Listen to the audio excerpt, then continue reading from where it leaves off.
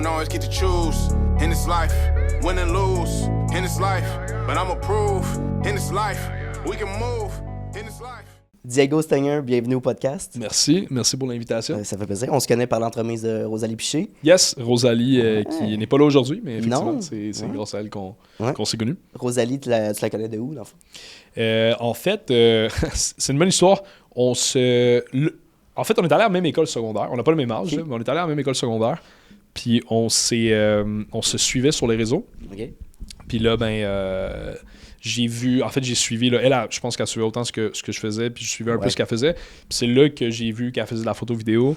Puis il y a 1 an ou même 2 ans, je pense, de ça, je l'avais contacté pour voir, justement, si elle voulait collaborer sur des projets. Puis je te dirais que c'est un peu là qu'on s'est connus officiellement, parce que comme je te dis, on se suivait tous les deux sur les réseaux, mais c'était plus... de la connaître, c'était plus à ce niveau-là. Là. Ben, c'est sharp. Puis Rosalie m'a dit, justement, tu cherches des invités, Diego serait down. Je dis, parfait, on va le faire, on va booker ça. Puis bon, on est là aujourd'hui, fait qu'on est les deux dans le domaine du marketing. Parle-moi de ton agence, tes services. Oui, donc mon agence marketing digital, fait que c'est un mot qui fait peur des fois à du monde, le marketing digital, parce que je me faisais demander c'est quoi, là, le marketing digital. Un autre mot pour dire marketing, là, c'est juste que maintenant tout est rendu sur les internets. Là. Fait que c'est tout ce qui englobe réseaux sociaux, sites web, campagne publicitaire sur les réseaux.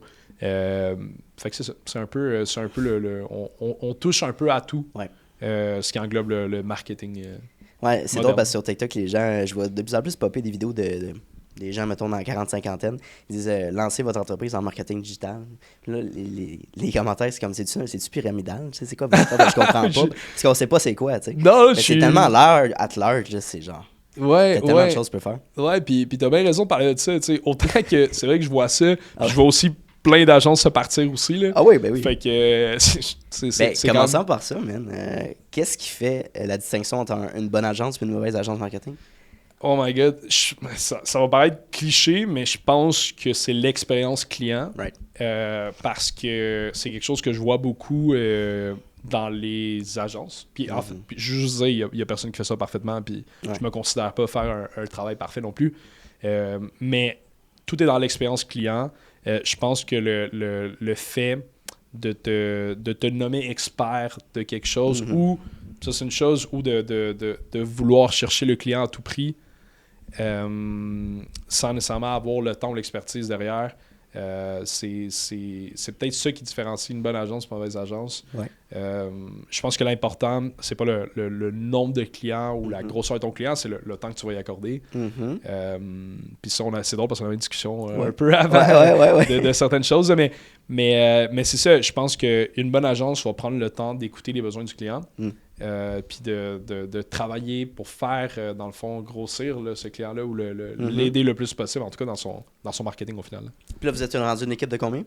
Là, en fait, on est plusieurs pigistes. À temps plein, on est 3.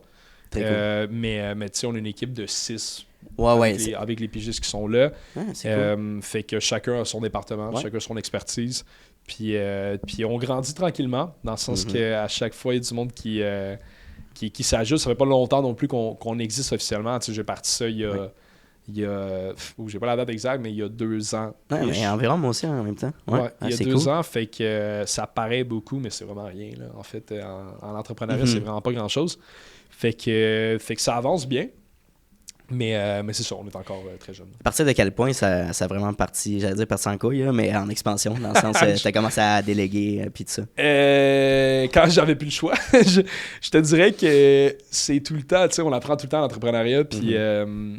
Puis si tu me posais la question il y a 2 ans et demi, j'aurais pas pu te répondre ça. Je pense que c'est, pour moi en tout cas, je parle pour mon expérience personnelle, au moment où je me suis rendu à un certain point où là, je pouvais plus fournir tout seul. Tu sais, c'est bien beau vouloir tout faire, mais ça prend du monde là, pour pouvoir bien travailler. Fait que c'est ça, je pense que c'est au point où je me suis rendu que j'étais plus capable de faire les choses tout seul, puis de comprendre aussi cette notion-là. Puis c'est là que je suis allé chercher d'autres experts pour m'aider là-dedans.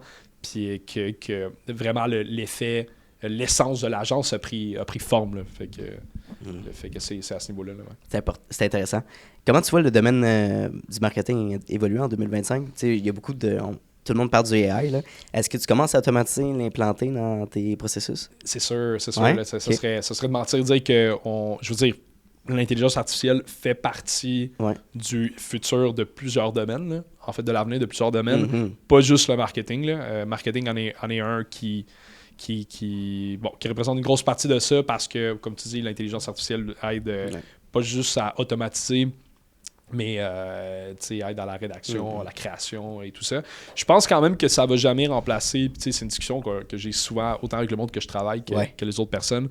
Je pense pas qu'on est rendu au point de remplacer, j'espère qu'on ne se rendra pas au point que ça va remplacer le métier en soi, parce que ça va quand même prendre les experts pour utiliser ces outils-là. Je pense que c'est une bonne chose, sans créer de polémique. Je pense que c'est une bonne chose, l'intelligence artificielle. Je pense que, comme je disais, ça prend les créatifs derrière tout ça pour les faire bien fonctionner. Puis je pense que ça va être juste à l'avantage du client d'avoir cette aide-là pour aller pas juste plus vite, mais pour nous aider à mieux avancer aussi. Oui, ben je pense que ça va en arrière de scène dans le sens, disons qu'on utilise du ChatGPT, mais c'est d'écrire des bons prompts qui sont efficaces, qui ont de l'allure. Exact. Puis c'est un exemple en marketing, des copywriters, mais c'est sûr que tu pourrais dire, ouais, j'ai perdu ma job. Non, mais tu peux être beaucoup plus efficace, aller chercher plus de clients et développer peut-être des scripts ou des textes qui sont beaucoup plus poussés qu'avec une fraction du temps. Fait que, moi, je dirais, utilise ces outils-là pour être encore plus hot, là, tu sais. Exact. Puis tu sais, je pense que c'est pas la première fois dans l'histoire qu'on voit ce changement-là. Je suis quand même trop jeune, puis je veux pas m'avancer dans quelque chose que j'ai pas vécu, mais l'arrivée de l'Internet, ça a causé un peu la même chose. Qu'est-ce qu'on va faire? Tu sais, on va tout perdre nos jobs. C'est un flop aussi, là, les gens pensaient ça. L'arrivée de Google, l'arrivée de... C'est tous ces outils-là qui nous ont été donnés, ça a causé peut-être un plus grand, un plus petit effet, mais je pense pas qu'on est à l'arrivée où est-ce que là, on se dit, OK, on va tout perdre nos jobs. Là. Je pense qu'effectivement, il y a beaucoup de jobs qui vont se transformer puis évoluer. Mais comme tu dis, si on apprend à les utiliser, je pense que c'est pour le mieux. Je pense, oui, 100%, moi aussi. Puis il y a tellement de nouveaux AI aussi que c'est pas juste ChatGPT. T'en as plein là, qui permettent de faire ça. C'est incroyable. À chaque jour, ouais, c'est ça. Fait que je pense qu'il faut jauger puis savoir lesquels qui sont les plus pratiques pour nous. Parlons un petit peu de ton background. T'as-tu toujours été passionné par le marketing en général ou t'es lancé là-dedans un peu comme let's go, on l'essaye? Puis... Sans le savoir, je te dirais que oui. Parce que, en fait, mon background, j'ai étudié. La première chose que j'ai étudié, c'est en musique. OK. J'ai étudié en jazz à Lionel Groulx, Collège Lionel Groulx. Shout out au Collège Lionel Groulx. Mais moi, dans le fond, je fais de la musique depuis très jeune. Puis, tu sais, j'avais mon band quand j'étais au secondaire. Je faisais que ça, là, en fait. Ça, puis le sport, là, je te dirais, mais surtout de la musique. Puis, dans un sens, faire de la musique, même si on était très jeune, ben, tu fais ton marketing pour toi-même. Là. Je veux dire, il faut que tu te marketes. Fait que sans le savoir, j'ai un peu toujours baigné là-dedans, dans le sens de te promouvoir puis de faire ta promotion, mais sans le toucher directement. Après ça, comme je te dis, je suis allé étudier en musique au cégep, puis c'est un peu après ça, en fait, que j'ai développé aussi, en même temps, au cégep, une passion pour la photo et vidéo. C'est en commençant ça, avec le genre de mélange puis l'amalgame de faire ça avec la musique qui m'a poussé un peu les horizons. Puis je connaissais une personne à ce moment-là qui a un très bon impact dans ma vie aussi, puis que je remercie d'ailleurs, qui m'a donné des opportunités à toucher un peu plus au marketing en soi. Puis ça s'est développé, en fait, tranquillement, de faire que de la photo, faire de la vidéo, faire comprendre c'est quoi utiliser ces outils-là pour le marketing, comprendre c'est quoi le marketing, en fait, même si, encore une fois, je pense pas qu'il y ait une définition parfaite, là, mais vu que c'est tellement gros, c'est là que j'ai commencé à travailler là-dedans, là, en fait, à faire mes premiers contrats en marketing. Au début, c'était plus sur les réseaux sociaux. Ouais. Après ça s'est développé en web. Puis c'est là que j'ai pu toucher un peu à tout. Puis que je suis allé étudier d'ailleurs après ça en publicité et communication. Puis, bon, là, c'est un gros résumé. Là. Il y a d'autres choses. Il y a eu d'autres choses en chemin. Il y a eu j'ai étudié 2 ans comme prof d'éduc aussi. Ah, là, OK. Il y a eu d'autres histoires. Ouais. Fait que j'ai touché à plusieurs choses, mais je te dirais que oui, ça a commencé de jeune, cette passion-là, sans le savoir, du marketing. Parce que je fais ça par passion aussi. Ouais. Puis c'est ça. C'est à travers un peu plusieurs arcs, plusieurs flèches à mon arc que ça a pu se transformer dans ce que je fais aujourd'hui aussi. Là. Pourquoi t'es pas juste allé travailler en agence plutôt que de lancer ton entreprise? C'est une bonne question. Ben, en fait, c'est une question que je pourrais te répondre facilement, en fait. Ouais. Pendant mes études, on faisait beaucoup de travail ou de genre de stage d'agence. Puis une chose... puis là, bon, je veux pas parler, c'est vraiment pas un mot contre les grosses agences ou les LG2 ou les CELI de ce monde. Je pense juste que tu m'as posé la question au début de qu'est-ce qui fait une bonne ou une mauvaise agence. Puis encore une fois, je veux pas qu'on mélange les deux sujets, mais pour moi, c'était important que si je faisais un travail, c'est de sentir que j'ai un impact selon le travail que je fais. Yep. Je dis pas que j'aurais pas eu d'impact à aller travailler en agence. Au contraire, je pense que tout le monde est super essentiel à ce travail-là, puis il en faut, en fait. Là. On est chanceux en plus d'être dans un Québec où il y a des super bonnes agences, des agences encore québécoises comme LG2 qui font un travail exceptionnel. Là. Mais c'est ça, je pense que pour moi, c'était plus important, personnellement, à pouvoir faire un impact direct puis à travailler avec ces clients-là. Oui, ben c'est intéressant ce que tu dis, puis j'avais cette discussion-là avec d'autres agences marketing, puis je trouve que, disons que tu es un propriétaire d'agence, je sais pas, une dizaine d'employés, tu mets une personne responsable d'un projet qui gère des shootings, des clients, whatever. Cette personne-là quitte, il faut remplacer une autre personne, mais tu te mets dans les pieds, dans les souliers du client, là, tu as 4-5 personnes autres que tu connais pas, qui rentrent, qui ne sait pas c'est quoi réellement tes enjeux, ton client, puis là, il sent un peu pas important, en fait. Fait que ça, je pense que c'est un gros challenge. Je sais pas comment on peut, tu sais, parce que je veux pas, moi aussi, je veux développer mon agence puis aller chercher plus d'employés et tout ça, mais qu'est-ce qu'on peut faire justement pour offrir une solution qui fait de l'allure, justement, parce que les employés, on n'a pas le contrôle, là, s'ils partent, ils partent. Absolument. Je pense pas qu'il y ait de recette magique, honnêtement. Surtout quand tu grossis, là, c'est sûr que plus tu grossis, moins tu as la main sur tout, puis c'est normal, je veux dire, c'est la bonne chose. Ouais. Mais c'est là aussi qu'il y a une question fondamentale, puis on peut aller même avant de se poser cette question-là, c'est quoi ton objectif, puis jusqu'à où tu veux grossir. Parce que je pense que il y a cet aspect-là peut-être dans notre génération de vouloir grossir à tout prix. Yep. On le voit sur les réseaux. Je te dis, le nombre d'agences que je vois se partir, que c'est le plus de clients, le mieux, tu sais. Oui, mais non. Tu sais, je pense que le plus de clients que tu es capable de prendre, le mieux, oui.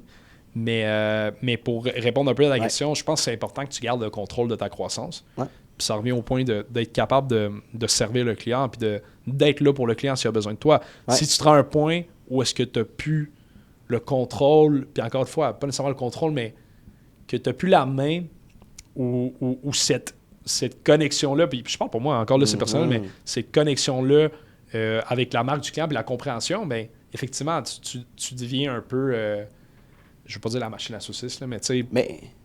C'est un peu ça. Ouais. Puis ça, on regarde aussi, on parle de jeunes aussi, puis j'ai fait des conférences dans le passé puis dans des écoles secondaires.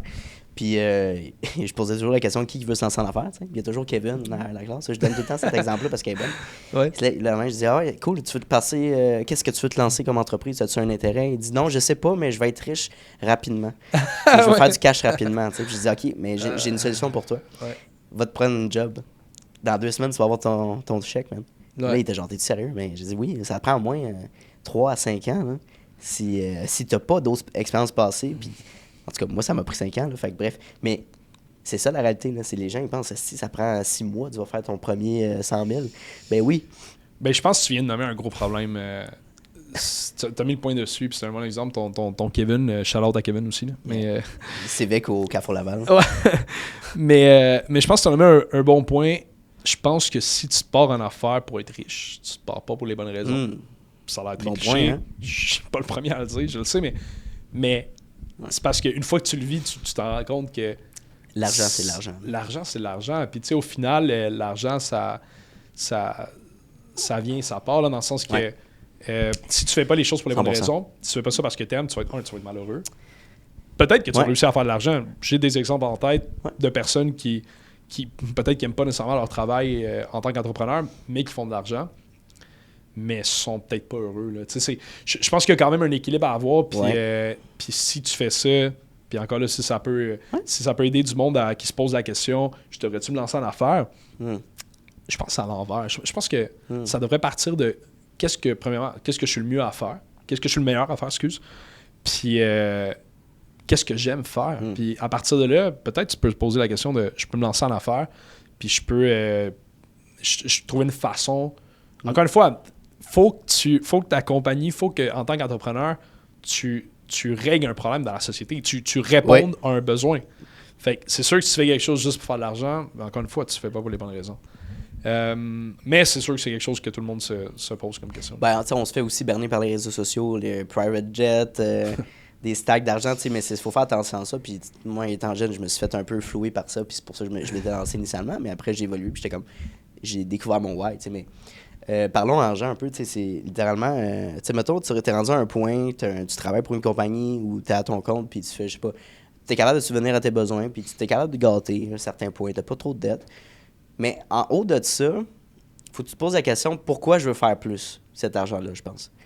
Si tu veux faire 85 000 par année, ben OK, mais pourquoi tu veux faire 100 000 par année? Pourquoi tu veux faire 200 000 par année? Juste parce que tu veux plus d'argent au bout de la ligne? Mais comment tu vas l'utiliser, cet argent-là? Right? Je pense que c'est une grosse question de genre, tu peux être hyper heureux à 85 puis hyper malheureux à 200. Là. On l'a dit tantôt, mais c'est vrai, ça. Oui, absolument. Je pense que, je vais être bien honnête avec toi, pas que je m'en fous de l'argent que je fais. Ah non, j'ai besoin de l'argent pour quand même une compagnie, on s'entend. Là. Mais au niveau tant que j'ai assez d'argent pour vivre, comme tu dis, c'est ça. Puis pour pas être satisfait. Pour pas être stressé, comme tu dis, au niveau des dettes, tout ça, moi, c'est pas un point qui me... Pour vrai, là, je pense pas à ça dans ma journée. Ce qui est très drôle, parce que quand j'étais salarié, c'est quelque chose à laquelle je pensais beaucoup. Ah, c'est drôle, hein? C'est l'argent qui rentre, genre? Ou payer tes bills? L'argent qui rentre. J'ai toujours été très structuré dans mon argent, par contre, mais... encore là, très structuré. Mais j'ai quand même été assez structuré. Parce que je vois déjà les commentaires des gens qui me connaissent me juger. Là, mais non, j'ai quand même été assez structuré. Puis je te dirais que je cherchais en tant que salarié à comment je peux faire, comment je peux aller faire plus d'argent. C'est quoi mon prochain step de job? OK, là, je suis rendu là, je peux aller là. Puis dès que je fais 100% ce que j'aime, je regarde même pas... je regarde pas l'argent que je fais. Anyway, là, c'est même pas moi qui s'occupe en ce moment de l'argent qui passe par la compagnie. Fait que j'ai même pas... j'ai un œil là-dessus, mais c'est pas moi qui gère ça. Puis c'est une bonne chose. Tant qu'on est correct, puis tant que la personne qui gère notre administration me dit qu'on est correct, moi ça va. Ouais. Fait que à ce niveau-là, je vis plus tranquille. Je suis plus tranquille depuis que je prends pas attention à combien je fais. Là. Mais c'est ça, c'est intéressant. Puis je pense que c'est un changement de mindset dans le sens que l'argent, moi, je le vois maintenant plus comme un outil de réinvestir. Puis oui, je l'utilise peut-être pour partir en voyage et tout ça, me gâter, mais principalement, on l'achète dans l'équipement, on achète avec des employés, on grossit. Ça coûte cher. Mais ça coûte cher, mais c'est comme... C'est le fun, tu sais. C'est comme... c'est énergisant. Le matin, c'est comme, yes, si je m'en vais dépenser, je sais pas, un CRM 4000, let's go. Mais c'est comme, OK, wow. Mais c'est le fun. Je sais que ça va m'amener des opportunités de croissance. Moi, je le vois de même. C'est une bonne analogie que tu fais parce que c'est quelque chose qui me fait beaucoup rire puis que je discute, entre autres, avec ma copine parce que je suis vraiment... Ceux qui me connaissent, même si je regarde pas comme je fais tout ça, je fais quand même attention à mon argent. Dans le sens que j'aime pas dépenser pour rien. Puis, c'est pas parce que je peux pas me le permettre, c'est juste que j'ai été élevé comme ça. Ouais, OK. Je viens d'une famille latino, c'est peut-être ça. Mais par contre, quand on vient d'acheter quelque chose qui a rapport avec la compagnie, il y a no stress, il y a plus de price tag. Pas de limite. Il y a plus de price tag. Je suis le pire dépenseur. Puis tu sais, encore une fois, la personne qui fait l'administration pourrait te le dire, là, je suis le pire dépenseur. Si on a besoin de quelque chose, ou s'il y a quelqu'un dans l'équipe qui nous dit qu'on a besoin de quelque chose, 2 secondes après, c'est acheté. Fait que c'est une drôle d'analogie, mais on dirait justement, vu que tu le fais pour la compagnie, pour l'équipe, pour le bien de tous, on dirait que cet aspect-là que tu n'es pas en train de dépenser de l'argent pour dépenser de l'argent. Là. Non, on est bon aussi pour se justifier, on va pouvoir le déduire dans nos dépenses, de trouver l'investissement. Oui, 100%. Ça reste un bien commun pour toi, tes employés, les sous-traitants. Puis, fait que, non, moi, je trouve ça vraiment nice. C'est cool. T'as-tu des projets, des sous-projets, disons, que tu veux d'investissement? T'as-tu de l'intérêt de partir des... Tu sais, mettons, t'es-tu un esprit de multi-entrepreneur où tu dis, mon projet de vie, c'est mon agence. Ça ressemble à quoi un peu? J'ai tout le temps été quand même assez intéressé, comme je te disais, structuré, intéressé. Okay. J'ai étudié des projets d'investissement, oui. Je veux dire, j'ai de l'argent à la bourse un peu comme beaucoup de personnes. Okay. Je prends le temps d'investir, de me renseigner. J'aime ça, là, c'est surtout parce que j'aime ça. Fait que j'aime ça, savoir où j'investis mon argent. J'ai pas investi dans l'immobilier, j'ai fait de l'achat de ma propriété. Ah, félicitations. Mais j'ai pas encore...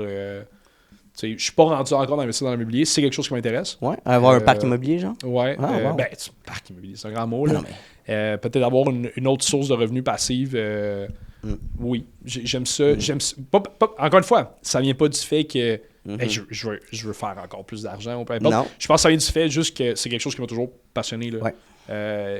Puis, tu sais, même quand j'avais 16 ans, je travaillais au Walmart puis que j'avais un 20$ de trop, c'est comme, OK, comment je peux faire que ce 20$-là, il devienne 40$? T'as toujours eu ça. J'ai toujours eu ça. Ouais, j'ai toujours eu ça. Oh my God. Mais... C'est comme intuitivement, mais j'imagine que t'as des bonnes valeurs aussi familiales qui ont... Ben oui, mais non, c'est comme je te dis, j'étais... Je suis pas... J'ai peut-être à l'argent à dire ça, mais pas du tout. Je viens d'une famille, encore le latino, où est-ce que... C'est très familial. Là. Ça n'a jamais été une priorité, l'argent, peu importe. On n'était pas la famille la plus aisée, mais pas du tout. Fait que... Non, c'est juste que j'ai tout le temps aimé ça. Je pense que ça vient du côté aussi de mon grand-père qui a été très présent dans quand j'étais jeune aussi, mais en fait encore jusqu'à présent. Puis qui m'a partagé peut-être cette structure-là à budgéter, à budgéter plus qu'à l'argent, là, parce que tu sais, c'est pas à l'argent, mais à budgéter puis être structuré puis organisé. C'est drôle parce que je suis pas quelqu'un à la base hors agence, là. Je suis pas quelqu'un de structuré ou organisé. Mais sur ces côtés-là, Mais ça c'est disons que on veut quelqu'un qui pense avoir des enfants puis que vous n'êtes pas habile avec vos finances, mais je pense que c'est de base, il faut instruire ça à nos enfants. Tout le monde vit dans une société capitaliste, t'as pas le choix, à moins que tu vas vivre dans le bois, tu vas grandir des oranges, là, en Floride, mettons. Mais pour vrai, il faut que tu instruis ça, t'as pas le choix. On est tous confrontés à avoir du crédit, des marges de crédit, une propriété, comprendre les CELI, les différents outils financiers. T'as pas le choix, tu vas vivre là-dedans, sinon tu vas te faire manger par l'impôt, le gouvernement. Puis, je dirais, le Black Friday aussi, là, tu sais, fait que j'essaie d'être intelligent avec ça, puis il faut s'intéresser. Je dis ça parce que souvent, les gens vont dire c'est la faute du gouvernement. C'est la faute du gouvernement, il ne nous instruit pas assez dans les écoles. Il y a quand même une partie de ça, mais il y a une grosse partie des parents aussi, de dire commencer jeune à la maison. Il faut faire des petites activités. Mais tu sais, c'est parce que là, on rentre dans le sujet, c'est l'œuf ou la poule, là, tu sais. Parce que je m'en allais là. Je m'en allais là à l'école. Parce que je veux dire, est-ce que le parent, c'est parce qu'il n'a pas eu justement cette éducation-là, fait qu'il peut pas montrer à l'enfant? Ça se peut aussi. Ben oui, souvent c'est ça. J'ai eu la chance, effectivement, d'avoir une famille qui m'a montré ça. Mais c'est pas à l'école que j'ai appris ça. Là. Mais je suis d'accord, par contre, c'est quelque chose qu'on devrait enseigner à l'école. Je pense que les finances, c'est tellement important. Puis encore une fois, c'est pas juste une question d'argent, c'est une question de comprendre. Puis là, on rentre dans un autre sujet, mais c'est de comprendre autant la base que c'est quoi un taux d'intérêt, c'est quoi investir, pourquoi c'est important investir, mettre de l'argent de côté. C'est pas tout le monde qui a comment je peux dire, cette habitude-là, 100%. ou cet automatisme-là. Puis je vois beaucoup de personnes aussi autour de moi qui ont ces difficultés-là. Puis c'est pas tout le monde qui est bon avec les chiffres, mais au moins d'avoir la notion de base ou de savoir où chercher les outils pour ça. Il n'y a plus de bonne raison aujourd'hui de dire que c'est pas des notions qui sont accessibles. Tout le monde, tu as des templates gratuits de budget en ligne. C'est pour vrai, le rendu là. Puis j'avais une question par rapport à ça. Je sais pas si tu as déjà lu ça. Pierre-Yves McSween, Liberté 45. À 45 ans, d'arrêter de travailler. C'est-tu une vision que tu as, disons, de dire je vais me rendre, je vais plus jamais travailler, je vais être. C'est drôle, tu m'en parles parce que moi, je vais prendre ma retraite à 40. Ok, shit, ben ça, c'est une scène, ça. Ok, parfait. Ben attends, là, je parle, je vais jamais être capable d'arrêter de travailler. Ta retraite va ressembler à quoi, c'est ça? J'ai aucune idée. Là, j'ai de la misère à voir ce que je vais faire demain. Là. Puis je vais me faire juger par d'autres entrepreneurs parce que selon eux, il faut que je sache ce que je vais faire dans 5 ans.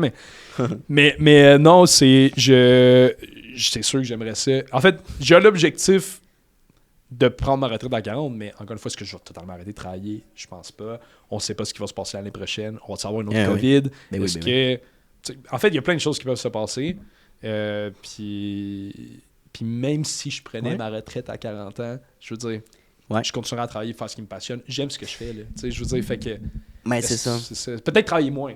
Peut-être travailler moins, c'est le bon compromis, là. Parce que moi, c'est vraiment pas un objectif d'arrêter de travailler à 45 ans. Genre, j'aime trop ce que je fais, puis c'est sûr que je vais pouvoir peut-être voyager un petit peu plus, prendre plus de temps, plus mes fins de semaine, puis tout ça, puis parce que c'est bien automatisé, puis j'ai une belle structure qui me permet de vivre ça, mais de m'asseoir sur mon steak, genre 7 jours sur 7, puis aller à Cuba, genre... Ben non. Je pense qu'il y a une différence, mais moi, je suis d'accord avec toi. Tu sais, je veux dire, moi, je pense que ça serait plus dans un aspect où est-ce que, encore une fois, j'arrêterai pas totalement de travailler parce que j'aime ce que je fais dans tous les cas. Et voilà. Tu sais, j'ai pas l'impression de travailler tout le temps. Des fois, oui, mais pas tout le temps. Mais je pense que de pouvoir être... Je sais pas si je veux des enfants ou pas encore, là, mais tu sais, si j'ai des enfants, ben, d'avoir ce temps-là, ce privilège-là, d'être plus présent pour eux, d'avoir le temps avec ma famille aussi, avec... Tu sais, jamais je vais m'asseoir sur mon sofa à rien faire, là, je suis pas capable anyway. Ouais, c'est ça. Mais, puis encore une fois, je pense que l'objectif de retraite à 40, là, si on peut dire, c'est plus un objectif, encore une fois, on en parlait tantôt, mais j'ai tout le temps été comme super structuré. Ouais. Je pense que c'est plus un objectif personnel, puis tu sais, sûrement qu'à 40, je vais me dire comme, ok, c'est pas grave, tu sais, je pourrais, mais je vais pas le faire, tu sais. Puis, mais c'est ça, c'est plus un objectif personnel. Et j'aimerais te poser une question encore. Est-ce que tu connais le mouvement FIRE? Non. OK, fait dans le fond, c'est un mouvement qui préconise de diminuer le plus possible ses coûts mensuellement. Fait que, mettons, tes coûts d'électricité, j'ai vu un exemple là-dessus d'une vidéo, les gens, genre, dépluguent sur leur frigo quand ils l'utilisent pas, leur micro-ondes pour sauver, genre... J'ai une bonne histoire là-dessus après, là, mais vas-y. Dealer ses coûts d'Internet, essayer de les faire réduire. Réduire ses dépenses le plus possible. C'est correct, mais c'est comme... Puis, tu sais, dans le fond, d'économiser puis de réinvestir cet argent-là dans le but de pas travailler, mettons, à 45 ans, tu sais. Mais moi, je trouve que, en tant qu'entrepreneur, c'est plus facile de chercher plus de revenus puis d'avoir, oui, un mode de vie, tu sais, qui fait du sens, de pas trop dépenser partout, mais de pas me restreindre. Là. Si ça me tente d'aller au cinéma, au restaurant... Je vais y aller, là. C'est dans le sens, je veux pas, parce que mon budget il est serré de même. Je veux pas m'empêcher de vivre jusqu'à 45 ans. T'sais. Fait que moi, je trouve que c'est plus facile d'aller chercher d'autres sources de revenus, puis d'aller chercher cet argent-là que tu sauves, ben, tu vas le chercher en croissance de revenus. Fait que, qu'est-ce que t'en penses de ça, genre? Je suis d'accord avec toi. Je pense que ça prend un équilibre. Ouais. Je riais tantôt parce que tu me nommais... Je suis pas un minimaliste, OK? Ça serait mentir. J'essaie d'adopter quelques comportements d'un minimaliste, mais je suis loin d'être un minimaliste. Ça serait mentir de te dire ça. Mais j'aime ça. Par contre, je suis pas quelqu'un qui aime dépenser pour dépenser. Comme je te dis tantôt, je fais quand même attention à un certain point à ce que ou quand j'achète quelque chose, à part c'est pour la compagnie, je prends le temps de magasiner, je prends le temps de voir. C'est compagnie puis personnel. Mais tu sais, au personnel, c'est l'important. Je suis vraiment pas la même personne. C'est ça, ouais. Mais personnel, c'est ça, je vais jamais dépluguer mon frigo pour sauver de l'argent. C'est pourquoi ça m'a fait de rire, c'est parce que quand je suis dans mon père, parce que quand on était jeune, moi j'habitais dans le sous-sol chez mes parents, puis la fenêtre à côté, dans le fond, il y avait ma chambre, puis il y avait comme mon lit collé à la fenêtre de ma chambre. Puis cette fenêtre-là, dans le fond, parce que mon père est dessinateur industriel, puis c'est lui qui fait comme tous les travaux à la maison, tout ça, puis il y a beaucoup de petits projets. Puis ce projet-là de la fenêtre, il l'avait pas fini. Fait que la fenêtre était comme moitié finie. Il manquait l'isolant, dans le fond. Fait que l'hiver, moi, je dormais collé à cette fenêtre-là. Puis je chantais littéralement comme le vent, là, quasiment, de l'hiver, me fleurer la peau. Puis mon père, lui, là, c'est quelqu'un de comme strict. Puis, tu sais, je l'adore, mon père. Là, c'est juste drôle parce qu'on en parle jusqu'à aujourd'hui. Puis lui, c'est comme, tu montes pas le chauffage. Genre, le thermostat. Tu touches pas au thermostat. Fait que c'est comme... Man, il faisait genre 19 dans ma chambre. L'hiver, avec un coup de vent. Puis tu sais, lui, il était comme, non, mais moi, il fait 19 dans ma chambre. Mais tu sais, lui, il habitait en haut. C'est moins pire que... Mais en bas, dans le sol, fait que lui, il était comme, non, 19, 20 max. Fait que tu sais, des fois, je montais... non, mais tu sais, mais des fois, je montais le chauffage. Je me sentais courageux, puis je montais le chauffage en 22. Puis ça arrivait des fois, mettons, je partais, j'oubliais. Puis là, il arrivait, là. Puis là, je voyais, mettons, je réarrivais dans ma chambre, puis je voyais qu'il était rendu à 18. Fait que là, bon, je savais que c'est mon père qui l'avait descendu. Fait que là, j'allais le voir, tu sais. En fait, c'est lui qui m'en reparlait, là, comment ça, le thermostat 22, tu sais. Là, je suis comme, ben, tu sais, il fait moins 35 dehors, là. Puis j'ai des coups de vent quand je dors. Il est comme, il dort plus habillé. Fait que, Right. fait que la promesse que je me suis faite à ce moment-là, c'est quand je vais être plus vieux, je vais mettre le chauffage à la température que je veux. Puis c'est comme ça que ça marche chez nous. Genre, à ce moment, ça me coûte cher d'électricité. Je vais pas te mentir. Je vais pas te mentir, mais je me suis fait la promesse quand j'étais jeune. Fait que si j'ai froid, je monte au chauffage. C'est C'était tellement bon. c'était J'adore les- l'anecdote. C'était l'anecdote du chauffage, comme je dis, je suis allé dans mon père, je l'adore, là. Mais c'est quelque chose Mais qui ça, me fait c'est- très rire parce que lui, quand il était Ah, ben, ouais. quand on était jeune, Ben ouais. il était super structuré sur des trucs de même. Tu sais, ta douche, pas plus que 5 minutes. Tu sais, c'est Ah, comme- ouais. Puis je peux te dire, maintenant, si je veux prendre une douche de 30 minutes, man, je la prends. Ouais. Fait que. fait que. Ah, c'est drôle. Fait que jamais je vais couper là-dedans. Je suis capable de couper Ouais. sur d'autres choses, mais là-dessus, man, j'ai. Mais Non. ça, c'est un point commun des papas. Là. C'est comme un cliché, mais c'est un vrai cliché. Tu sais, c'est niaiseux. Puis moi, c'était plus l'électricité. Fait que genre, les lumières dans ma chambre ou un peu partout, les Ah, fermées, ouais, j'avais ouais, toujours ce speech-là, tu sais, mais pour sauver quelques sous. Mais tu sais, je comprends, là, genre, c'est pas toi. Quand t'es enfant, tu payes pas vraiment le rent et tout ça. Fait que... Mais en plus, Evan, je m'excuse, je sais que c'est pas bon pour l'environnement, mais tu sais, même moi chez nous, ça m'a tellement marqué cette histoire-là que les lumières chez nous, man. Ouais, c'est ça. T'échanges parce qu'ils brûlent. Oh, et des fois, j'oublie la lumière de l'atelier en bas, man, pendant genre 4 jours, puis je suis comme, faudrait peut-être que je la ferme, tu sais. Je m'excuse, si je fais pas exprès, là, c'est juste, je me suis parlé quand j'étais Ouais. jeune de pas me soucier de l'électricité. Cool. Mais pour en revenir à ton sujet tu sais, des dépenses, puis tout Ouais. ça, je pense que, comme tu dis, il n'y a pas de bonne façon de vivre. Je veux dire, si toi, t'es heureux à vouloir couper tes Voilà. dépenses au maximum, parce que ton but, c'est de prendre ta retraite à 40 ans selon ce budget-là que t'as, Ouais. je suis d'accord avec toi sur un certain point que c'est sûr que plus tu fais de revenus, mais moins tu as à couper, mais c'est double tranchant parce que Ouais. est-ce que tu sais, il y a des gens que je connais qui font plus de revenus fait qu'ils dépensent plus. Et oui. Tu sais, leur bill de resto, Yep, c'est plus 50$, c'est 300, c'est plus 300, c'est 600. Fait que, on revient à la même question. Si toi, t'es pas dans tes valeurs ou dans ta façon de faire d'être structuré, Mhm. t'as bien beau faire 400 000 par année, tu vas peut-être prendre ta retraite à 75 ans parce que t'auras pas mis de l'argent de côté. Tu sais. Fait que ouais, je pense que ça dépend. Ouais, c'est souvent une réponse comme ça. Ça dépend de chaque personne, de ton mode de vie. Mais tu sais, c'est vivre un mode de vie frugal dans le sens que 40 ans, tu vis juste de tes économies jusqu'à ta mort, à moins que tu décides de faire une source de revenus supplémentaire. Ouais. Là, tu restes à budgéter, serré, every day of the year. Fait que moi, je trouve ça quand même intense. Puis en vieillissant, je me vois pas là-dedans. J'ai déjà une bonne gestion financière, je vais être correct, tu sais. Fait que, mais c'est quand même, on en parle souvent. Puis au Québec, c'est bien populaire, je trouve. C'est plus facile, économiser, pas de réinvestir, sauver son argent, garder le plus dans nos poches. Puis c'est comme, ouais, mais c'est pas un esprit de croissance. Je trouve que au niveau global, économiquement, c'est plus intéressant de penser au bien commun. Mais c'est sûr, ouais, c'est sûr que c'est facile. Ben, c'est plus facile de se dire ça en tant qu'entrepreneur parce que On est là-dedans. c'est différent. Ouais. Mais en tant que salarié, Mhm. je pense que t'as pas le choix. En fait, je dis en tant que salarié comme s'il y avait une différence, mais c'est juste que Mm. là, tu sais le salaire que tu vas faire. Je veux dire, c'est le salaire. Ouais, tu le sais. Ouais, Je veux ouais. dire, ça va pas changer. Puis, tu sais, nous aussi, mais je veux dire, c'est ça puis c'est ça. Mhm. Puis, Yeah.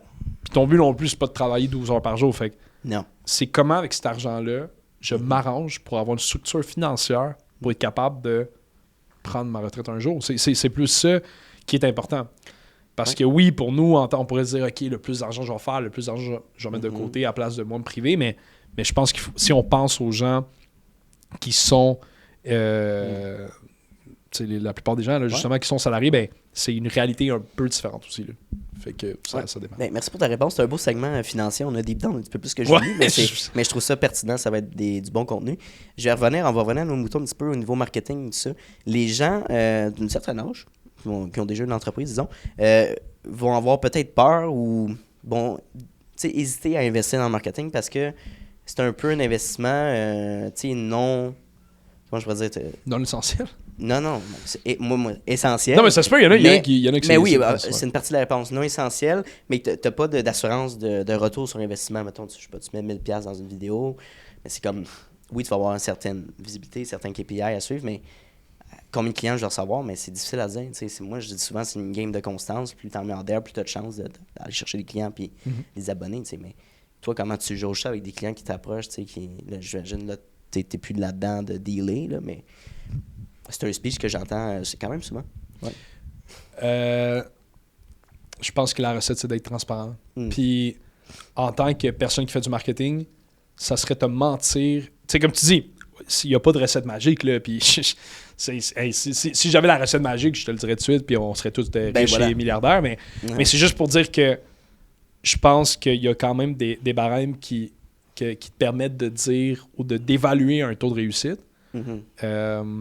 Puis c'est important qu'on en parle parce que je vois des compagnies sur les réseaux, des publicités de compagnies marketing qui promettent le ciel. Ouais. Puis je trouve ça malhonnête. Je veux dire, pas que c'est pas possible, mais je trouve ça malhonnête de mettre une publicité qui va dire « Hey, je vais te faire 100 000 par mois. Fais juste suivre mon... » Tu sais, 100 000 juste pour exagérer le chiffre, mais te faire tant d'argent, c'est sûr que ça marche. Fais affaire avec moi. Je trouve que c'est pas honnête parce que premièrement, tu es en train de parler à tout le monde. Fait que tu sais même pas... Tu es en train de dire à une personne que tu connais pas puis tu connais pas la réalité qui vont faire de l'argent. Ça, je trouve ça un peu malhonnête puis je pense pas jamais aller là. Par contre, je pense que c'est important d'être vrai avec le client. Ça m'arrive des fois de refuser de manière respectueeuse des contrats, si je peux dire, parce que je ne trouve pas que j'apporte de la valeur à la demande du client. Dans le sens que, puis je sais qu'il y a des gens qui vont vendre à tout prix. Ça veut dire que... Peu importe, là. Toi, je vends des vidéos... Tu sais pas parler, t'es aveugle, t'es aveugle, sourd, je te vends une vidéo. Non, mais c'est ça pareil, tu sais, c'est comme, je vais m'arranger pour prendre l'argent de tes poches. Je suis pas là. Je pense que tu parlais de retour sur investissement. Je pense qu'il y a une façon quand même d'évaluer puis de savoir, selon mon expertise, est-ce que je peux t'amener quelque part? Peut-être que oui. Comme je te dis, il n'y a pas de recette magique. Peut-être qu'on va essayer, peut-être qu'il n'y aura pas le résultat escompté. Mais je sais que je peux t'apporter un plus-value, ça, c'est sûr. Si on travaille ensemble, c'est sûr que je sais que je peux t'apporter un plus-value. Que ce soit au niveau de tes vidéos, ton marketing, ton site, il y a quelque chose que je peux t'amener. Puis si un jour j'ai le feeling que je peux plus rien t'amener, je vais pas rester là pour rester là. 100%. J'ai un bon exemple de ça. Genre, mon premier client qu'on fait toujours affaire ensemble, ça a pris 2 ans pour qu'on crée du marketing, des vidéos en fait ensemble mensuellement, des short form vidéos. Puis après 2 ans, il a essayé son plus gros client ever. Mais ça a pris 2 ans. Là. À chaque mois. Constance. Oui, ça c'est un autre point. Constance, c'est là aussi les clients, des fois. Parce qu'ils vont se sentir peut-être démotivés à ne pas avoir assez de résultats. Mais la vie est faite de même, malheureusement. Mais moi aussi, j'essaie justement de ne pas vendre du rêve dès le début parce que, comme je te dis, il y a des compagnies qui vendent du rêve puis il faut arrêter ça. Oui, puis la publicité, là, je l'ai vu souvent, là, cette publicité-là, c'est comme on t'assure 100 000 ou si on n'est pas capable, on te rembourse. Ce que je trouve ça. Puis c'est sûr qu'il y a des astérix tout le temps partout. C'est sûr qu'il y a des astérix parce que j'ai des compagnies qui me viennent en tête. Moi aussi. C'est sûr qu'il y a des astérix. Ouais, je veux pas name drop, là. Mais c'est, encore une fois, c'est peut-être pas voulu que ça soit malhonnête, mais ça sonne malhonnête. Puis tu peux pas promettre... C'est impossible de promettre un résultat. Je veux dire, tu sais jamais ce qui va arriver. Puis je suis très honnête au début avec le client sur le fait d'être réaliste et d'être constant. Puis je le répète tout le temps. La première chose que je répète, la première rencontre que je répète avec le client, c'est j'ai pas de recette magique. Je peux pas te promettre un résultat.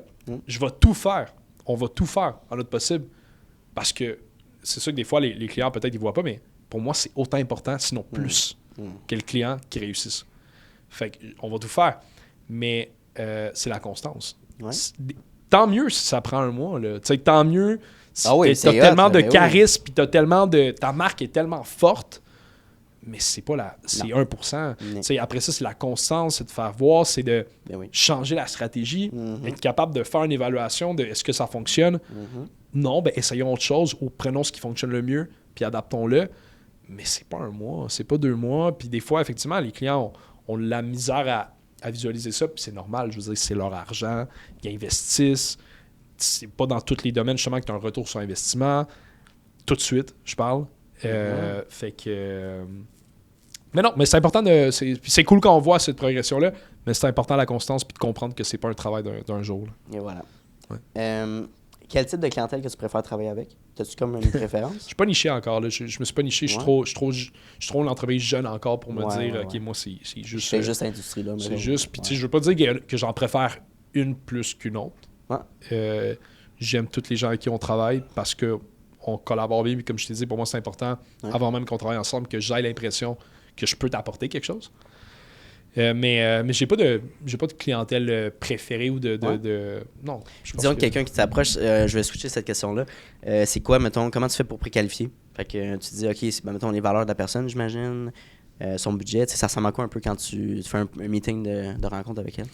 Ben, c'est sûr qu'avant même le meeting de rencontre, c'est ça, avant même le meeting de rencontre, il faut que je fais une recherche pour savoir est-ce que dans ce domaine-là que toi t'exerces, puis est-ce que selon ta réalité et la réalité du domaine, je peux t'apporter quelque chose. Ça, c'est la première chose. Je ne vais pas me rendre au meeting si je sais que tu travailles dans quelque chose qu'on ne pourra pas t'aider, c'est vrai, ou pas faire une différence, je ne vais même pas me rendre là. Après ça, une fois qu'on est dans le meeting, mais c'est sûr que tu sais, il y a des questions qui suivent pour savoir c'est quoi aussi les attentes du client, c'est quoi le budget du client, même si c'est quelque chose de tabou, mais c'est important, pas pour s'adapter au budget, mais juste pour savoir est-ce que c'est réaliste. À quoi qu'il pense. Parce que puis c'est correct, je veux dire, si le client, c'est pas dans son budget, puis soit que, on peut adapter l'offre si ça fait du sens, mais moi, je vais pas adapter l'offre si l'offre n'aura pas un impact. Encore une fois, je vais pas vendre à tout prix. Ça veut dire que si le client, malheureusement,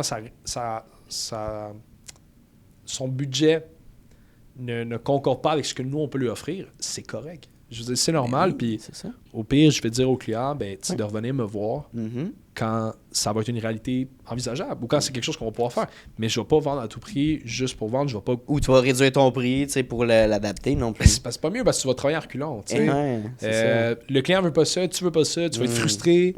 Là, encore une fois, je suis pas en train de dire de ne pas faire des concessions. Je veux dire, on en fait tous. On est flexible. C'est correct, ça fait partie de la game. Mais il y a une limite. Je veux dire, il y a une limite où là, tu peux être flexible, puis tu dois être intelligent là-dessus, parce que tu ne peux pas être tout le temps flexible, tu ne peux pas être flexible avec tout le monde. Il faut quand même que, surtout que là, tu as une équipe derrière toi. Ouais. Moi, je répète souvent à l'équipe, mais je me considère comme le bouclier de l'équipe. Ouais. Puis je dois pas... comment je peux dire? Je dois faire attention aussi à ce qu'on promet ou à quel point on est flexible avec ça, parce que ça va tomber sur leur tête après. T'sais.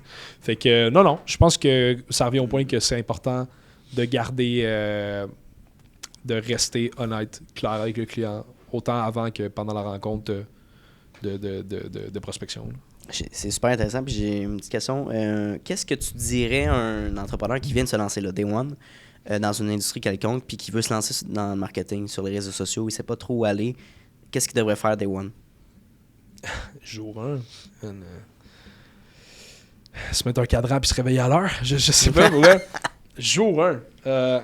C'est parce que je suis pas ici pour donner des conseils parce que je suis encore en apprentissage. Puis mon chemin est un chemin. Je veux pas rentrer dans le cliché, mais mon chemin est un chemin. Je connais beaucoup que c'est un chemin différent. Je pense, encore une fois, le seul conseil, puis je l'ai répété un peu au niveau de notre podcast aujourd'hui, mais c'est de rester honnête envers toi, ce que tu veux faire. Parce qu'il n'y a pas de recette magique. Il n'y a pas... Je pense que le conseil numéro 1, en fait, c'est d'arrêter d'écouter... C'est bon d'écouter des conseils, hein, c'est pas ça que je dis, mais d'arrêter d'écouter tout ce qui se passe autour, tout ce qui se passe sur les réseaux, puis de te comparer à ça. Parce que des fois, c'est pas la réalité, puis il n'y a pas de recette magique. Fait que si toi, tu te pars... N'importe quelle compagnie, ça n'a même pas besoin de marketing, mais même pas le marketing, mais juste tu te pars en affaires, ben fais-le pour tes raisons à toi, avec tes objectifs. Oui, va chercher de l'aide de gens de confiance. On l'a tout fait, je le fais encore. Chercher de l'aide dans des gens de confiance qui ont eu peut-être, qui ont des objectifs communs à toi ou qui ont un chemin que toi, tu aimerais peut-être suivre. Mais t'es pas obligé de faire comme tout le monde non plus. Puis écoute-toi là-dedans dans le chemin, puis ça va bien aller au final si tu fais pour les bonnes raisons. Ouais, 100%. Puis c'est aussi une question de budget, dans le sens si t'es pas prêt à mettre, mettons, 1000 $ par mois, mais c'est sûr que tu viens de commencer. Là. Fait que moi, ce que je dis aux gens souvent, mais il n'y a pas de problème, mais tu sais, t'as ton cellulaire, t'as un trépied, commence à te mettre out there sur les réseaux, parle de ton opinion, de ton... Documente ton day-to-day tu lances une agence, c'est quoi la réalité des gens? Absolument.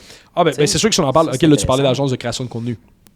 Disons, non, mais n'importe quelle industrie, là, dans le sens comme, je sais pas, là, tu fais du paysagement, mettons. Ouais. Puis, ok, ouais, je comprends. Comment tu veux te mettre out there sur les réseaux, mais c'est t'es pas obligé de t'acheter une caméra à 5000$, on s'entend. Commence tranquillement, mais commence à te mettre out there visuellement. Je trouve que les gens ils transversent bien avec l'humain. Là, fait que, absolument. C'est de rester authentique. C'est comme tu disais, faut que tu restes toi-même, tu peux pas jouer un personnage.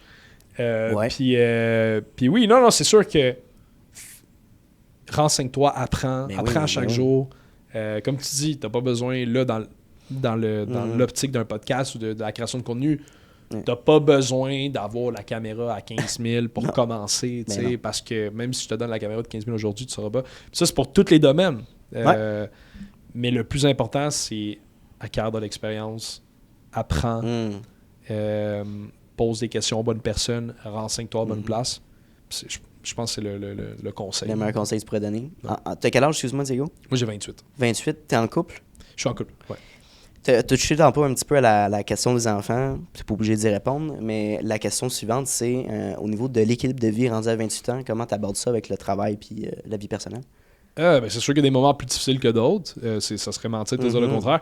Là, ça va... Mais tu sais, il fut un temps, parce que j'ai comme commencé ma relation presque en même temps que de partir ma compagnie. Okay, ouais. En fait, moi, je suis allé all-in. J'ai acheté ma maison, commencé une relation, puis, puis commencé une compagnie tout en même temps. T'étais prêt, là. Tu te dis, on se lance pas, là. C'était pas prévu, mais pour vrai, je conseille ça à personne.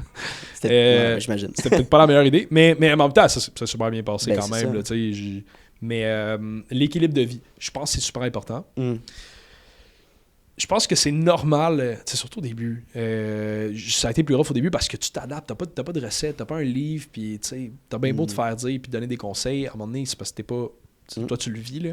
Fait que l'équilibre de vie, ben, j'ai la chance d'avoir une copine qui comprend ça 100 000 %, puis qui vient d'une famille où est-ce que son père est entrepreneur et tout ça. Fait qu'elle comprend la situation, puis c'est important, puis si je peux parler de ça, au monde aussi qui écoute ça, c'est si tu te pars en affaires puis tu es en relation, ben faut que tu communiques super bien avec la personne.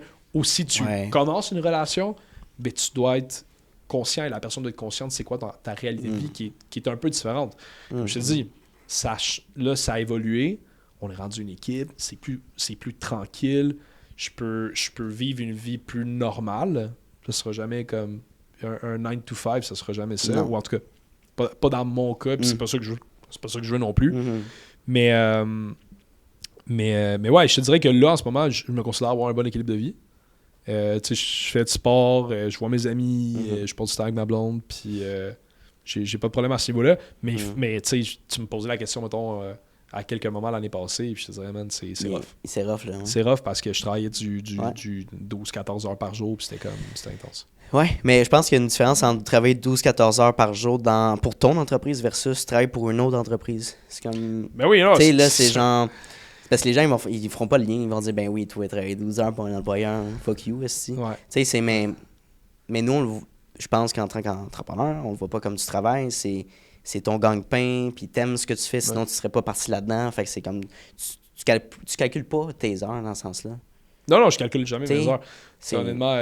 Ça finit, en fait, ça finit pas. Là, c'est comme, même quand t'es en pause le soir, tu vas te coucher, le petit hamster, il roule là, en vacances, même si t'as pas ton ordi. Hey, en revenant, comment que je peux faire pour implanter ce projet-là? Non, mais c'est... Je te dirais que c'est fou de même. J'essaye maintenant de plus avoir ce thinking-là. Ouais, OK. Mais je suis d'accord avec toi, je veux dire, c'est inévitable. C'est inévitable. Ouais. Mais j'essaye de comme... Tu sais, là, je pars en voyage... Oui. C'est 10 jours, là. On en parlait justement lundi, je pars 10 jours au Chili. Ouais. Puis je pars pas en vacances, mais j'essaie quand même de décrocher puis d'essayer de moins penser. Parce que je pars quand même dans un moment occupé puis j'en suis conscient. Là, mais comme je vais quand même travailler un peu pour aider l'équipe, mais j'essaie de pas trop overthink de là-bas puis de penser tout le temps à ça. J'essaye pendant mes soirées que je suis avec soit ma blonde ou mes amis de pas penser trop à ça. Des fois ça arrive, puis on me niaise des fois avec ça. Mais tu sais, j'essaye de me décrocher de ça parce que c'est important à un certain point, on parlait de l'équilibre de vie, que tu sois capable de changer la switch de comme je pense pas à ça. C'est pas le choix. Hein. On n'est pas des robots, là. Non. Tu sais, c'est... être tout le temps dans le grind, ça fait l'effet pervers de ça, c'est que tu vas créer un épuisement mental, peut-être développer des crises d'anxiété, tu sais pas, là, t'as tellement de... Je sais vraiment pas. Puis en même temps, c'est pas fait pour tout le monde, man. Genre, ça aussi, mais non, si on peut parler de quelque chose de peut-être tabou, mais comme... Ouais. Que les gens... L'entrepreneuriat, c'est pas fait pour tout le monde. Genre, c'est correct. Puis c'est pas... Comme je te dis, c'est pas juste rose. Hein. C'est vraiment pas, en fait, juste rose. Non. C'est pas fait pour tout le monde, puis c'est correct. Genre, ça fait pas de toi quelqu'un de moins bon, pas du tout. Parce que je vois des gens, entre autres, entrepreneuriat, qui souffrent beaucoup. Parce que justement, beaucoup de stress, beaucoup d'anxiété, beaucoup de choses. Puis à un moment donné, c'est pas fait pour tout le monde, puis c'est correct. Il y a d'autres choses. Tu peux être pigiste, tu peux être, travailleur autonome, tu peux être. Je sais pas. Ou même travailler pour une compagnie qui te soit super heureux. Genre, c'est pas. Ça, faut arrêter ce point-là de comme. Moi, je le dis tout le temps, puis je le dis même pas en blague, là, honnêtement, là, mais. Tu sais, un peu, j'exagère, mais à chaque fois que mes amis ou qu'on en parle de comme qu'est-ce que si un jour ça marche plus, parce que c'est possible, tu sais, mettons, du jour au lendemain, il arrive quelque chose, ça marche plus. S'il faut, je vais aller travailler au McDo, man. Genre, ça me fait même pas peur. Tu sais, s'il faut que je survive, je vais trouver le moyen, ça me stresse pas, puis c'est correct. Je veux dire, je vais pas m'enlever, tu sais, je vais pas me sentir moins bon ou peu importe, ça arrive, puis j'essaie d'avoir ce minding-là, parce que sinon, tu vas tout le temps dans le stress de il faut absolument que je réussisse, sinon c'est un échec. Tu sais. Ouais. Ah non, puis des fois, les gens, ils se lancent ça en business, puis c'est comme, j'ai pas le choix de réussir, je veux pas revenir à ce que je faisais avant. La perception de tes parents, de la société, puis les gens, ils ont peur de ça, mais c'est comme, c'est correct de... En fait, c'est peut-être mieux que tu restes employé dans un travail que tu es passionné. 100%. Puis surtout, si tu as tendance à être passionné par ce que tu fais, mais tu vas avoir tendance aussi à développer, à aller chercher plus de revenus dans l'entreprise. Si tu es un entrepreneur, par exemple. L'entrepreneuriat, ben, tu es à l'intérieur de l'entreprise, tu as tes propres projets. Right? Fait que ça aussi, c'est aussi intéressant et peut-être mieux parce que tu n'as pas le stress financier non plus du propriétaire. Puis c'est parfait. Là. Moi, je trouve ça vraiment génial et inspirant. Fait que ça dépend de chaque personne. C'est juste qu'on glorifie beaucoup. On en parlait des réseaux sociaux. Il faut arrêter ça parce que... Pas beau de même. Là. Non. Ouais, on ne rentrera pas parce que c'est un sujet, on pourrait faire une autre heure là-dedans, là, mais faut arrêter de croire aux gens qui se roulent en lambeaux même puis qui vivent la grosse vie à Dubaï. Là. Non, mais je veux dire, c'est pas la majorité puis c'est pas les bonnes raisons. Là, dit tantôt, c'est pas pour ça qu'il faut le faire puis il n'y a pas de gloire à associer à ça. Là. C'est 100%, man. Rendu à vieux du temps, je sais que ça va être une question un petit peu plus... quand tu vas être plus vieux, mais as-tu une idée de comment tu veux avoir un impact sur la société? Comment tu veux redonner aux gens? Tu veux faire des conférences, réinvestir? Ça ressemble à quoi un peu ta mission de vie? Man, bonne question. Pas pire, hein? Je suis pas fermé à l'idée à peut-être faire des conférences, des trucs comme ça, mais encore une fois, faut que j'aille. Je vais pas faire ça pour l'argent. Faut que j'aille l'air de pouvoir apporter quelque chose. For sure. Que ça soit aux plus jeunes, que ça soit. Peu importe dans le fond, là, mais. C'est pas pour rien, j'ai étudié quand même 2 ans d'enseignement. Je suis pas allé là-dedans finalement, mais c'est pas quelque chose que je déteste, pas du tout. Il y a quelque chose dans la pédagogie que j'aime bien. Mais je pourrais pas te dire. Je pourrais pas te dire, je suis trop. J'ai encore trop de temps devant moi pour te dire exactement est-ce que je suis fermé à l'idée? Non. Est-ce que ça va peut-être sous une autre forme que je pourrais redonner un peu à la société puis essayer d'apporter peut-être ce que j'ai pu, plus que les connaissances, le vécu. Parce que comme je te dis, je suis pas là pour dire que je suis meilleur qu'un autre ou que je sais plus de choses qu'un autre, pas du tout. J'ai juste un vécu différent. Fait que si je peux apporter ou aider des gens avec ça, c'est sûr que c'est un plus. Hein. Oui, puis comme je te disais, en vieillissant, c'est quelque chose peut-être qui se développe davantage. Ouais. C'est pas pour rien que les gens qui ont des grosses entreprises se réinvestissent, ils ont des missions philanthropiques aussi. Parce qu'à un moment donné, tu fais un certain montant d'argent qui ça te passionne plus. Là. C'est dans le sens comment je fais pour impacter les gens. C'est sûr qu'il y a des rendus à faire des milliards. Ça reste. J'en suis pas là, pour être honnête, mais tu sais, oui, absolument. C'est sûr que si je me rends à un point où c'est tellement. C'est rendu absurde, puis que je peux réinvestir, puis que je peux aider. C'est ça. Est-ce que tu lis un peu? Je vais pas te mentir. Pas vraiment.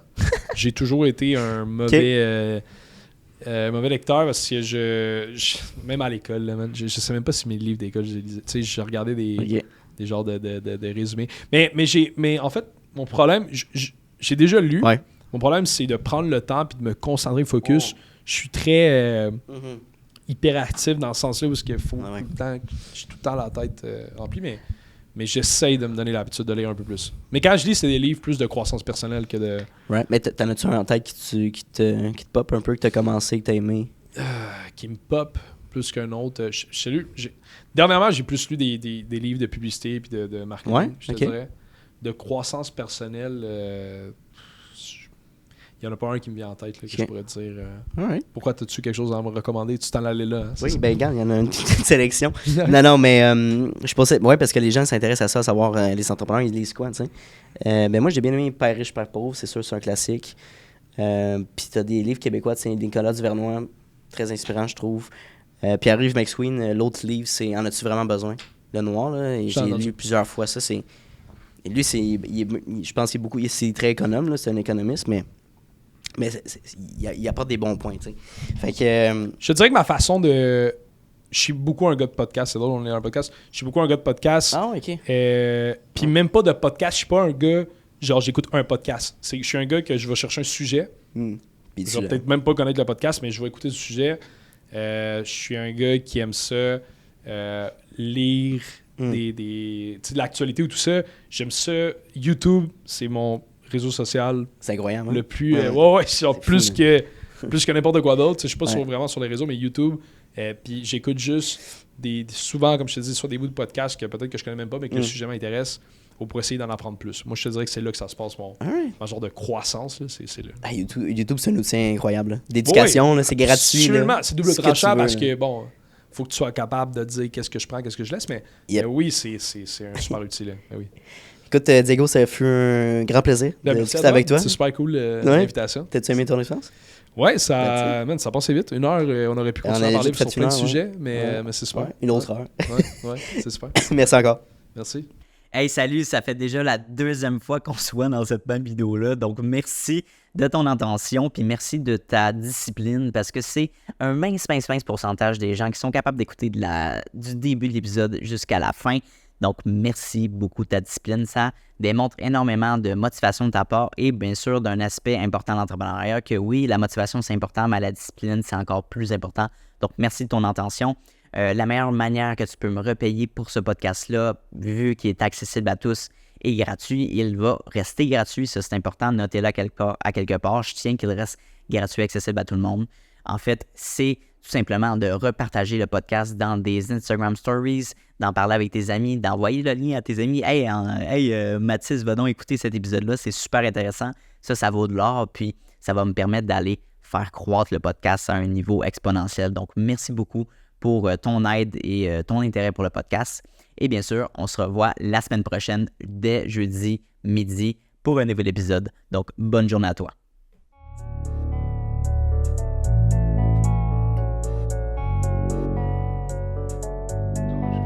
You don't always get to choose in this life, win and lose in this life. But I'ma prove in this life, we can move in this life.